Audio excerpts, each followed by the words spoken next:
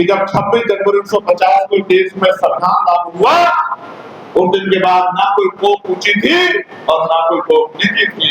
हर माँ की कोख बराबर थी, ना कोई ऊंचा रहेगा और ना कोई नीचा रहेगा। और जो ऊंचे नीचे को मानने का काम करेगा, बहुत जल्द उसको जो है सबक सिखाने का काम संवैधानिक मर्यादा पर रहकर आजाद समाज पार्टी करने का। लेकिन मेरे आप भाइयों की तरफ है जिन्हें 2 महीने जेल में काटने पड़े हैं, जिनकी पीठ पे लाठियां पड़ी है, जिनसे कान पकड़वाए गए हैं, जिनको कानून का नाम दिया गया है। और मेरी बात को, मेरे वचन को याद रखना, वो लाठियां आपकी पीठ पे नहीं पड़ी थी, वो आपके भाई चंद्रशेखर आजाद की पीठ पे पड़ी थी। और समय बदलेगा मेरे बहादुर वीरों, मेरे बहादुर योद्धा, समय बदलेगा। कान आपके पकड़े गए थे, लेकिन आंख से आंसू चंद्रशेखर आजाद के बहे थे। मेरी बात को आप तो ये देख सकते होंगे चंद्रशेखर आजाद का काफिला जो है अब आ चुका है, गाड़ियों का काफिला। और आगे चंद्रशेखर आजाद जैसा देख सकते हैं, आपको दिख रहा है यह चंद्रशेखर आजाद जैसा कि देख सकते होंगे। और इनका काफिला जो है आगे जा रहा है। समर्थक जो टूट पड़े हैं और हमें दिखा रहा है जो है इनका गाड़ी जो है अंदर चले गए हैं और समर्थकों का हुजूम जो है लग चुका है। यहाँ पर देख सकते हैं नारा लगा रहे चंद्रशेखर भैया जिंदाबाद। और यहाँ पर जो है समर्थक जो है थोड़े उत्साहित दिख रहे हैं, जोश में है। और यहाँ पर जो है आप देख सकते होंगे चंद्रशेखर आजाद, जो कि मैं लाइव तस्वीर आपको दिखा रहा हूँ, पूरी तरह से यहाँ पर जय भीम का नारा लग रहा है।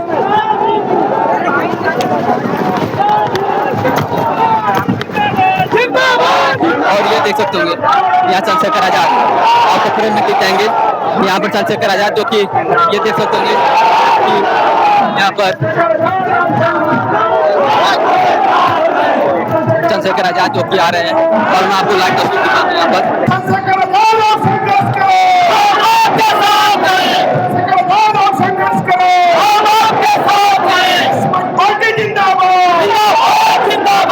जो बहुजन की बात करेगा वही देश में राज करेगा, की बात करेगा वही देश में राज करेगा। चंद्रशेखर आजाद लायक है, भाई चंद्रशेखर आजाद लायक है, बहुजन समाज के नायक है। चंद्रशेखर आजाद लायक है, बहुजन समाज के नायक है। बहुजन समाज की आवाज, चंद्रशेखर आजाद, बहुजन समाज की आवाज। मैं आज स्कूलों में जाता हूं, बच्चियों से बात करता हूं,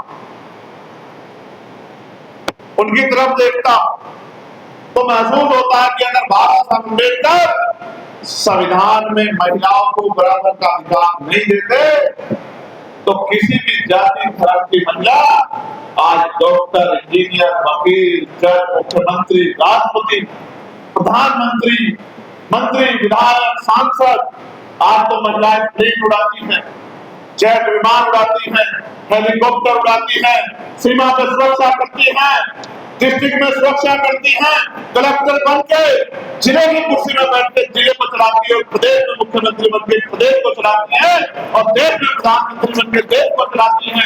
और वर्तमान में हमारी महामहिम राष्ट्रपति जी द्रौपदी मुर्मू जी, वो भी महिला है जो पूरी दुनिया में भारत का नेतृत्व करती है, वो भी महिला। ये किसने किया इतना आसान कि महिलाएं पदों पर चली जाए? ये डॉक्टर बाबा साहब अम्बेडकर ने अपने संविधान में सुनिश्चित किया कि महिलाएं छोटी नहीं है, महिलाएं बराबर, महिलाएं को भी बराबर का हक अधिकार मिलना चाहिए। प्यारे साथियों, मैं बाबा साहब अम्बेडकर को नमन करता हूँ, याद करता हूँ, उनको आदरांजलि देता हूं, उनको ढीला सलाम पेश करता हूं। मैं मानव काशीराम साहब को याद करता हूं, जिनका परिनिर्वाण दिवस अभी कुछ दिन पहले हमारी पार्टी ने सभी मंडलों में मनाने का काम किया। और हमारी पार्टी में नहीं, आज इतिहास को देखो आप उठा के, कोई दल ऐसा नहीं था जिसने जीते जी मानव काशीराम साहब को अपमानित करने में कोई कमी छोड़ी हो, उन पर आरोप लगाने में कमी छोड़ी हो। आज हर एक दल मानव काशीराम साहब की परिनिर्वाण दिवस को मनाने का काम कर रहा है। ये भी इतिहास है, ये भी वर्तमान है, ये भी भविष्य आप देखना, क्योंकि उन्होंने जो काम किया है वो किसी पार्टी के दायरे में नहीं आता। मेरे भाई, मैं याद करूंगा महामना राम सुब्रमण्य जी को, चौधरी महाराज सिंह भारती जी को, बाबू शिवदयाल चौरसिया जी को, ब्रह्मानंद लोधी जी को, संत राम प्रजापति जी को मैं याद करूंगा। सोनकर समाज में जन्मे संतू जी लाल साहब को, जिन्होंने राष्ट्रपिता ज्योतिबा फूले के साथ मिलकर, और जब ये नाम लिया तो बहुत सारे लोग तो सोच रहे होंगे कि ये संतू जी लाल कौन है, तो पहली बार सुने भाई, ये संतू जी लाल कौन है भाई? ये संतू जी लाल वो है जिन्होंने सत्य शोधक समाज के काम में मंडल जो हमारे प्रमुख रहे हैं, राष्ट्रपिता ज्योतिबा फूले उनका हाथ उठाने का काम किया, उनकी ताकत बनने का काम। प्यारे साथियों, मैं देश की आजादी के वीर पुरोधार को भी याद करता हूँ, शहीद जन सरदार सिंह जी को भी याद करता हूँ, अशफाकुल्लाह खान साहब को भी याद करता हूँ, वीर अब्दुल हमीद साहब को भी याद करता हूँ, सुखदेव साहब को भी याद करता हूँ, चंद्रशेखर आजाद जी को भी याद करता हूँ, करतार सिंह सराभा जी को भी याद करता हूँ, उधम सिंह जी को भी याद करता हूँ, और मैं लखनऊ को बसाने वाले महाराणा लखन दास जी को भी याद करता हूँ, उनको भी नमन करता हूँ, महाराजा बिजली पासवान को भी याद करता हूँ। माउदा देव जी के बारे में जिक्र किया था रियाज भाई ने, माउदा देव को भी, उनके सोनिए को भी, मां सरकारी भाई को, मां अंतिका लोधी को भी, मां फातिमा शेख को भी, और वीरांगना मां पूनम देवी को भी याद करता हूँ, जिन्होंने महिलाओं को अपने लिए लड़ना। प्यारे साथियों, ये नाम नहीं है, ये इतिहास है, और जब तक आप अपने इतिहास को नहीं पढ़ोगे तो आपको नहीं पता लगा। आज पिछले वर्ग के लोगों को नहीं पता है कि मंडल कमीशन का विरोध कौन कर रहा था, और कौन नहीं चाह रहा था कि देश में मंडल कमीशन लागू हो कि पिछड़े वर्ग के लोगों को आरक्षण की जगह कुर्सी पर बैठने का मौका मिले। कौन था विरोधी? कौन मंडल की आड़ में कमंडल की राजनीति कर रहा था? कौन मंडल की आड़ में धार्मिक यात्रा निकाल रहा था कि मंडल की लड़ाई को कमजोर कर दिया जाए? कौन था जो 2013 में ये कह के आया कि मंडल कमीशन की रिपोर्ट लागू करेंगे? कौन था? कौन सी सरकार थी? कौन सी पार्टी थी? नहीं जानते हैं। बस निजी स्वार्थों में नैतिक पतन हो गया है कि अपने समाज के अधिकारों को पीछे छोड़ देते हैं, और एक एमपी एमएलए बनने के लिए विरोधी विचारधारा जिन्होंने आपके बच्चों के भविष्य को बर्बाद कर दिया, उनकी कुर्सियों में जाकर बैठ जाते हैं, अपने समाज को बढ़ने के लिए छोड़ देते हैं। ये हाल हो गया, राजनीति का नैतिक पतन हो गया।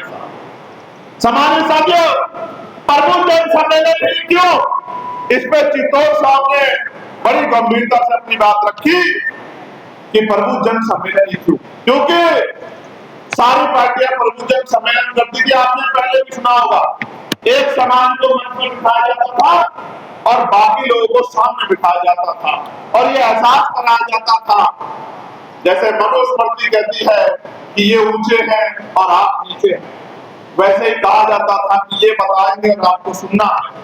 और मैं मानता हूं कि जब 26 जनवरी 1950 को देश में संविधान लागू हुआ, उस दिन के बाद ना कोई कोप ऊंची थी और ना कोई कोप नीची थी, हर माँ की कोप बराबर थी, ना कोई ऊंचा रहेगा और ना कोई नीचा रहेगा, और जो ऊंचे नीचे को मानने का काम करेगा बहुत जल्द उसको जो है सबक सिखाने का काम संवैधानिक मर्यादा में रहते आजाद समाज पार्टी करने का। समाज साथियों, आज प्रमुख जन सम्मेलन का अंतिम पड़ाव है, लेकिन मेरी आंखें उन भाइयों की तरफ है जिन्हें 2 महीने जेल में काटने पड़े हैं, जिनकी पीठ पे लाठियां पड़ी हैं, जिनसे कान पकड़वाए गए हैं, जिनको अपमानित करना किया गया है। और मेरी बात को, मेरे वचन को याद रखना, वो लाठियां आपकी पीठ पे नहीं पड़ी थी, वो आपके भाई चंद्रशेखर आजाद की पीठ पे पड़ी थी।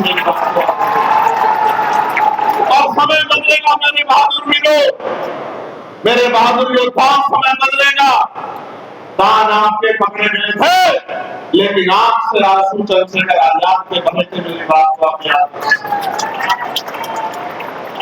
समय बदलेगा, और जब समय बदलेगा आप भी यही रहोगे, हम भी यही रहेंगे, जुल्म करने वाले भी यही रहेंगे, और एक जुल्म का हिसाब भी होगा। मेरी बात को आप याद, प्यारे साथियों, आज देश का माहौल क्या है? मैं बड़ी पीड़ा में हूं और मैं अपनी भावुकता को भी नहीं रोक पा रहा। उसका कारण है कि जब मैं आपकी तरफ देखता हूं और मैंने वीडियो में आपके जुड़े हुए हाथ और आपके कपड़े में काम देखे थे, तो वो दृश्य चीख के मेरी आंखों में आ रहा, उसको मैं भुला नहीं पाता। और मैंने कहा कि सम्मेलन तब होगा जब मेरे भाई जेल से बाहर आ जाए, वरना ये सम्मेलन किसी और जिले में भी हो सकता है। लेकिन एक बात हम लोग भूल जाते हैं, अगर हम इन सरकारों से न्याय की उम्मीद करेंगे या हक की उम्मीद करेंगे तो ये हमारी गलतफहमी हो सकती है, इसमें सच्चाई नहीं। क्या कभी जालिम किसी गरीब का हमदर्द हो सकता है क्या? दोनों हाथ उठा के बता, हो सकता है क्या?